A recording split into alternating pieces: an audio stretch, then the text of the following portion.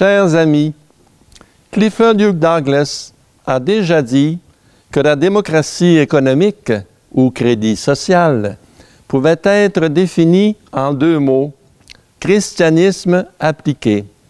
En effet, une étude comparative de la démocratie économique et de la doctrine sociale de l'Église montre jusqu'à quel point l'établissement des propositions financières conçues par Douglas appliquerait à merveille l'enseignement de l'Église sur la justice sociale. Personne ne peut rester indifférent au problème de la pauvreté et de la faim dans le monde. Chaque jour sur la planète, plus de 40 000 enfants meurent de faim ou de maladies qui ne furent pas soignées faute d'argent. À l'échelle du globe, plus d'1,7 milliard d'êtres humains doivent fouiller dans les poubelles pour trouver quelque chose à manger et se maintenir en vie. Plus de 100 millions d'enfants dans le monde vivent dans les rues, sans foyer, abandonnés par leurs parents qui ne peuvent plus les faire vivre. On pourrait allonger la liste, mais on n'a pas besoin d'aller très loin pour voir des pauvres. Le problème existe dans nos propres pays industrialisés.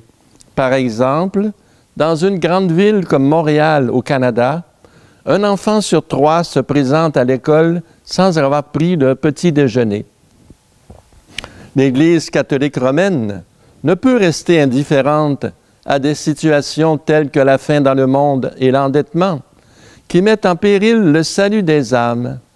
Et c'est pourquoi elle a développé un ensemble de principes connus sous le nom de doctrine sociale de l'Église, qui, s'ils étaient mis en pratique, amèneraient le bonheur de tous les peuples. Cet enseignement de l'Église sur la doctrine sociale se retrouve dans les lettres encycliques des papes sur la question sociale. La première encyclique sur le sujet a été signée par le pape Léon XIII le 15 mai 1891 et est intitulée Rerum Novarum, d'après les premiers mots en latin de la dite encyclique, qui signifie « chose nouvelle ». Le pape y dénonçant le socialisme athée, les excès du capitalisme et les injustices dont sont victimes la classe ouvrière. Cette lettre encyclique a été marquante à plus d'un point, si bien que, dans les années qui suivirent, une autre lettre encyclique a été écrite pratiquement à tous les 10 ans par les successeurs du pape Léon XIII pour marquer l'anniversaire de l'encyclique Rerum Novarum et mettre à jour l'enseignement de l'Église sur la question sociale face aux nouveaux développements. Par exemple, le 15 mai 1931, pour marquer les 40 ans de Rerum Novarum, une lettre encyclique a été écrite par le pape Pie XI, intitulée Quadragesimo Anno, mot latin qui signifie tout simplement, on l'aura deviné, 40 ans. 40 ans après Rerum Novarum. 10 ans plus tard, le 1er juin 1941, le dimanche de la Pentecôte, le pape Pie XII émettait un radio-message marquant le 50e anniversaire de l'encyclique de Léon XIII, insistant particulièrement sur le droit de chaque être humain aux biens matériels. En 1961, le pape Saint Jean XXIII écrivait l'encyclique Mater et Magistra, l'Église, mère et enseignante. En 1971, le pape Saint Paul VI écrivait la lettre apostolique Octogesima Adveniens pour le 80e anniversaire de Rerum Novarum. En 1981, le pape Saint Jean-Paul II écrivait l'encyclique Laborem Exercens sur le travail humain pour les 90 ans de Rerum Novarum.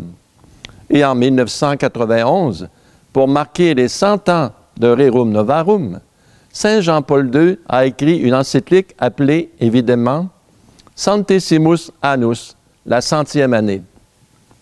En 1967, Saint Paul VI développait un thème particulier de la doctrine sociale de l'Église avec son encyclique Populorum Progressio sur le développement des peuples, qui a donné suite, elle aussi, à d'autres encycliques par les papes qui ont suivi.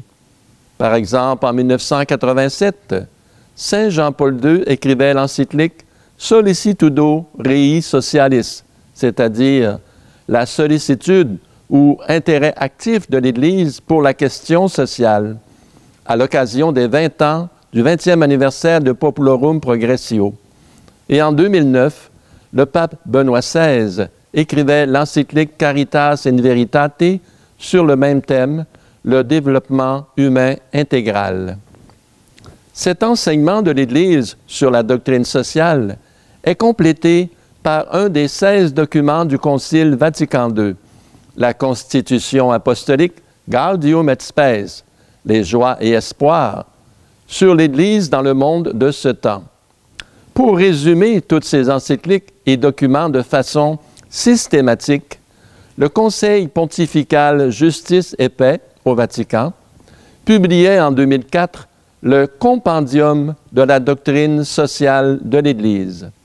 On peut y lire au paragraphe 71, je cite, « L'Église ne peut pas demeurer indifférente aux affaires sociales. Il appartient à l'Église d'annoncer en tout temps et en tout lieu les principes de la morale, même en ce qui concerne l'ordre social, ainsi que de porter un jugement sur toute réalité humaine, dans la mesure où l'exigent les droits fondamentaux de la personne humaine ou le salut des âmes. Si l'Église intervient dans les questions sociales et a développé un ensemble de principes connus sous le nom de doctrine sociale de l'Église, c'est essentiellement parce que, comme le disait le pape Benoît XV en 1920, c'est sur le terrain économique que le salut des âmes est en danger. Son successeur immédiat, le pape Pie XI, écrivait aussi « Il est exact de dire que telles sont actuellement les conditions de la vie économique et sociale qu'un nombre très considérable d'hommes y trouvent les plus grandes difficultés pour opérer l'œuvre seule nécessaire de leur salut. » Tiré de l'encyclique Quadragesimo Anno du 15 mai 1931. Pie XII s'exprimait aussi d'une manière semblable.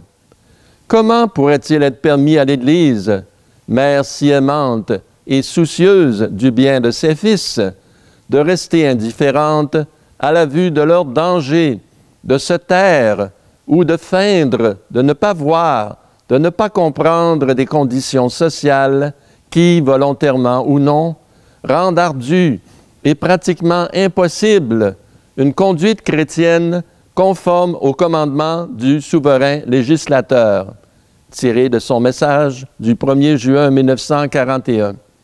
Et ainsi parlent tous les papes, y compris le pape François, aujourd'hui. Depuis le début de son pontificat, le pape François a condamné à plusieurs reprises l'idolâtrie de l'argent, le dieu argent qui gouverne le monde aujourd'hui. Par exemple, dans un discours aux participants à la 3e rencontre mondiale des mouvements populaires, donné au Vatican le 5 novembre 2016, le pape François déclarait « Il existe un terrorisme de base qui émane du contrôle global de l'argent sur la Terre et menace l'humanité tout entière. Il y a près de 100 ans, le pape Pie XI prévoyait l'émergence d'une dictature économique mondiale qu'il appelait l'impérialisme international de l'argent. » Citation tirée de Quadragesimo Anno de 1931. Le pape François continue. « Je parle de l'année 1931. La salle où nous sommes réunis maintenant est appelée Paul VI. Et ce fut le pape Paul VI qui a dénoncé, il y a près de 50 ans, la nouvelle forme abusive de domination économique dans le domaine social, culturel et même politique. Année 1971. L'ensemble de la doctrine sociale de l'Église et le magistère de mes prédécesseurs se rebelle contre l'argent idole qui règne au lieu de servir, tyrannise et terrorise l'humanité. Le Saint-Père concluait son discours avec ces paroles tirées de son exhortation apostolique Evangelii Gaudium, la joie de l'Évangile, au paragraphe 202. Tant que ne seront pas résolus radicalement les problèmes des pauvres, en renonçant à l'autonomie absolue des marchés et de la spéculation financière, et en attaquant les causes structurelles de la disparité sociale, les problèmes du monde ne seront pas résolus, ni en définitive aucun problème.